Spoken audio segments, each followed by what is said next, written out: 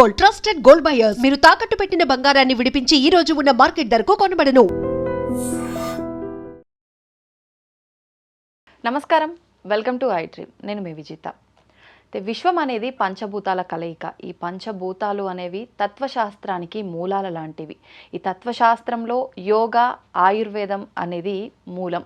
ఈ యోగా, ఆయుర్వేదం, ధ్యానం ఇవి గనక మనం కరెక్ట్గా ఆచరిస్తే గనక మనం ఆత్మని సమతుల్యంగా ఉంచి శాంతి, మనశ్శాంతి అనేది మనంతట మనమే చేకూర్చుకున్న వాళ్ళం అవుతాము. అయితే మనకి ఇప్పుడు ఎలాగో యోగా డే కూడా ఉంది కాబట్టి అసలు ఏంటి పంచభూతాలు ఏంటి, ఈ తత్వశాస్త్రం ఏంటి, వీటికి యోగాకి సంబంధం ఏంటి, అసలు యోగా చేయటం వల్ల మనకు ఎటువంటి ఉపయోగం ఉందో ఇప్పుడు వారితో మాట్లాడి తెలుసుకుందాం. ప్రస్తుతం మనతో పాటు ఉన్నారు విశ్వ నియమాల ప్రచారకురాలు లక్కరాజు నిర్మలమ్మ గారు. అమ్మతో మాట్లాడేద్దాం. అమ్మ నమస్తే. నమస్తే. ఏదో తీసుకొస్తావు మరి అంతేగా తేవాల్సిందే. అంత కష్టపడి పుస్తకం రాసినప్పుడు మేము ఖచ్చితంగా దాన్ని మాట్లాడాలి. అమ్మ, యోగా డే రాబోతోంది మనకి. అంటే మన సనాతన ధర్మంలో ఎన్నో ఆచారాలు, సాంప్రదాయాలు, విలువలు ఉన్నాయి. వాటిలో నుంచి మనం ముఖ్యంగా కొన్ని తీసుకుంటే, కొన్ని శాస్త్రాలను వాటిని కనుక తీసుకుంటే, దాన్ని మీరు అన్నట్టుగా విశ్వానికి కనెక్ట్ చేస్తే, దాంట్లో భాగంగా మనం మనశ్శాంతిగా ఉండాలన్నా, ఆత్మకు శాంతి చేకూరాలన్నా కూడా యోగా ఒకటి, ఆయుర్వేదం ద్వారా అంటే అదొక ట్రీట్మెంట్ లాగా, ధ్యానం ఒకటి, ఇవి రెండు కూడా ముఖ్యంగా చెప్తూ ఉంటారు. మనం ఆరాధన చేసినా, పూజ చేసినా, యోగా, ధ్యానం ఇవి చేసినా కూడా దాంతో సమానమే అని చెప్పి. ఎలా అమ్మ, ఎలా సమానం అవుతాయి? యోగా చేయటం వల్ల ఉపయోగాలు ఏంటి? మనిషికి ఏది ముఖ్యమో చెప్పు నాన్న. భర్త ముఖ్యమా? భర్తకు భార్య ముఖ్యమా? నీకు ఒక ఇల్లు వస్తే చాలా, లేదు ఒక పదవి వస్తే చాలా, ఒక సోఫా వస్తే చాలా, ఏది ముఖ్యం చెప్పడం? అన్నదమ్ములు ముఖ్యమా? తల్లిదండ్రి ముఖ్యమా? పిల్లలు ముఖ్యమా? భర్త ముఖ్యమా? ఇల్లు ముఖ్యమా?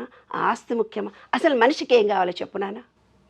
అన్నీ కావాలి, కానీ ఏది ముఖ్యము అని చెప్పే ముందర అసలు ఏది శాశ్వతం కాదు కదమ్మా. మనిషే శాశ్వతం కానప్పుడు మరి అవన్నీ ఎట్లా శాశ్వతం? కానీ మనిషికి మనతో ఉండేది ఏంటిది? మనతో ఉండేది ఏంటిది? మన శరీరం. శరీరం కూడా మన శరీరమే మనతో ఉంటుంది, లేకపోతే లేదు.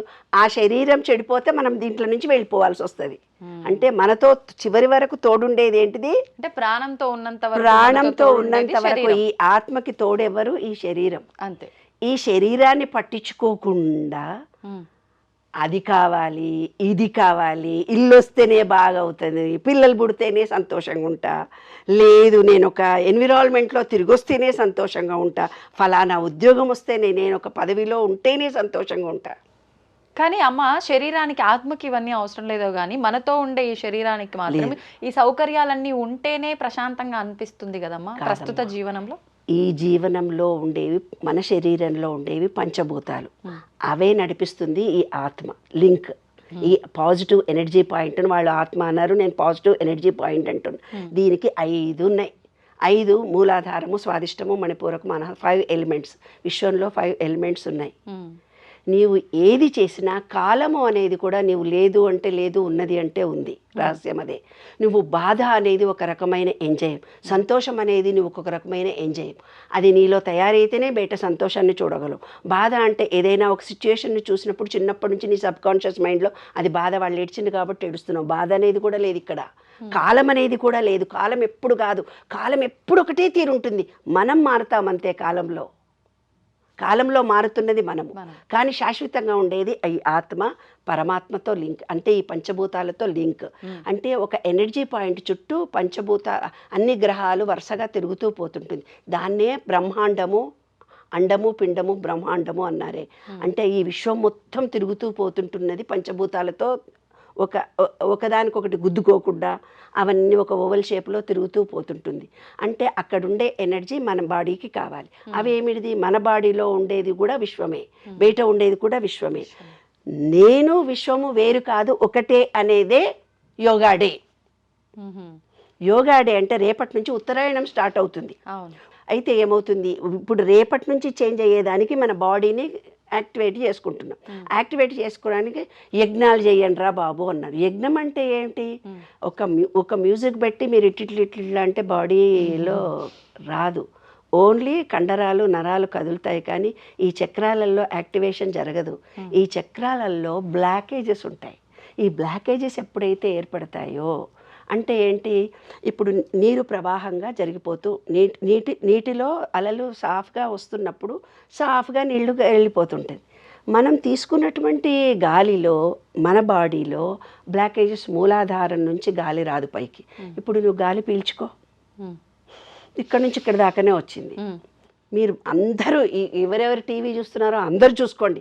మీకు చాలా కష్టాలుండి బయట నుంచి మీకు ఉద్యోగాలు లేవని, ఫైనాన్షియల్ ప్రాబ్లమ్స్ ఉన్నాయని, నాకు అందరితో డిటాచ్మెంట్ ఉందని, నాకు అప్పులు పెరిగిపోతున్నాయి అనుకుని ప్రతి మనిషి పడుకొని మీరు బ్రీత్ని గమనించండి.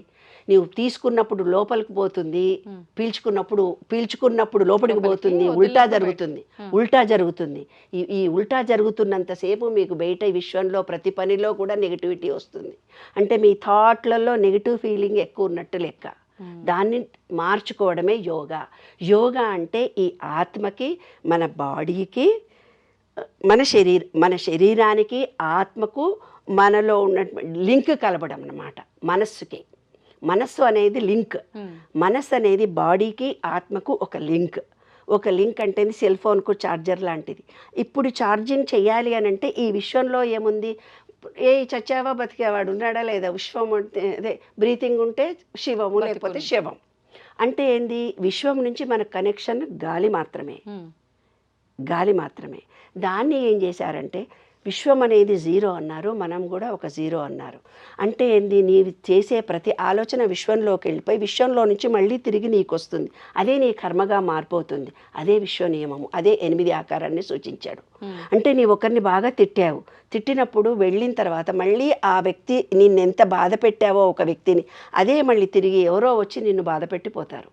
అదే తిరిగి వస్తుంది. నువ్వు పాజిటివ్ ఎనర్జీని ఇచ్చినప్పుడు, మంచి థాట్స్ని ఇచ్చినప్పుడు, మంచి ఆలోచనలు ఇచ్చినప్పుడు నీకు విశ్వంలో ఎనర్జీ తరంగాల రూపంలో మారిపోతూ ఉంటుంది. అంటే ఏంటిది, నీ బాడీ అనేది ఒక ఇనుప ముక్క అయితే అయస్కాంతంతో ఇలా అన్నప్పుడు నీకు ఎనర్జీ ఇనుప ముక్క అయస్కాంతంగా మారినట్టుగా నీ బాడీ విశ్వంలో ఉన్న చైతన్యానికి అనుగుణంగా ఉండడానికి ఒక తరంగ దీర్ఘం మనలో ఉంది. అదే గాలి. ఆ గాలిని బ్రీతింగ్ అన్నాము. ఆ బ్రీతింగ్ని ఎప్పుడైతే నీ కుడి ముక్కులో గాలి సరిగ్గా రాదో అప్పుడు ఇండైజెషన్ ప్రాబ్లమ్స్ వస్తాయి.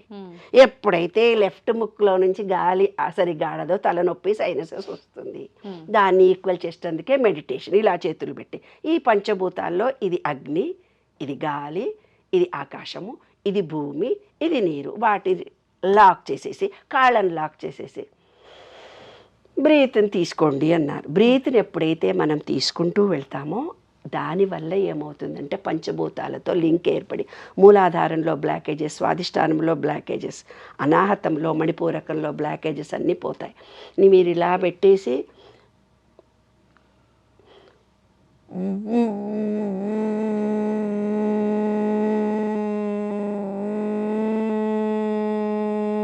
అని ఈ విధంగా చేస్తే బ్రెయిన్లోనూ హార్ట్లోనూ ఎప్పుడైతే ఇది ఒక 5 times 10 times నువ్వు ఇలా